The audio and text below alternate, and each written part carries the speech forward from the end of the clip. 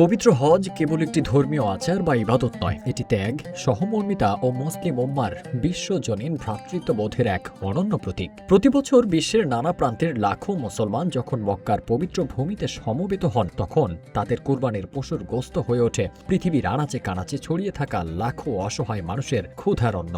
চলতি বছর সেই মানবিকতার এক অভূতপূর্ব ও উজ্জ্বল দৃষ্টান্ত স্থাপন করতে যাচ্ছে বিশ্বের বৃহত্তম মুসলিম জনগোষ্ঠীর দেশ ইন্দোনেশিয়া। দেশটির হজ যাত্রীদের কুরবানির গোশত এবার সরাসরি পৌঁছে দেওয়া হবে যুদ্ধ বিধ্বস্ত ও নিপীড়িত ফিলিস্তিনি ভাই বোনদের কাছে। ইন্দোনেশিয়ার হজ ও ওমরা মন্ত্রণালয়ের উপমন্ত্রী সম্প্রতি এই ঐতিহাসিক ও মানবিক সিদ্ধান্তের কথা গণমাধ্যমকে নিশ্চিত করেছেন। তিনি জানান, হজের সময় কোরবানি করা পশুর গোশত যেন ফিলিস্তিনি জনগণের কাছে সঠিকভাবে পৌঁছানো যায়, সে লক্ষ্যে সৌদি সরকারের সঙ্গে ইতোমধ্যেই একটি আনুষ্ঠানিক সমঝোতা চুক্তি সম্পন্ন হয়েছে। কুরবানির মাংস সুষ্ঠু ব্যবস্থাপনার দায়িত্বে থাকা সৌদি আরবের ঐতিহ্যবাহী সংস্থা আদাহি প্রজেক্টের কাছেও ইন্দোনেশীয় প্রশাসনের পক্ষ থেকে আনুষ্ঠানিকভাবে এই বিশেষ অনুরোধ জানানো হয়েছে এবং তারা একে স্বাগত জানিয়েছেন। ইন্দোনেশিয়ার প্রেসিডেন্ট প্রাবো সুবিয়ান্তোর বিশেষ দিক নির্দেশনা ও ব্যক্তিগত আগ্রহে এই মানবিক উদ্যোগটি বাস্তবায়ন করা হচ্ছে। সরকারি হিসেব অনুযায়ী এবছর এখন পর্যন্ত ইন্দোনেশিয়ার 1,26,832 জন ধর্মপ্রাণ হজযাত্রী তাদের কুরবানির পশুর জন্য নির্ধারিত অর্থ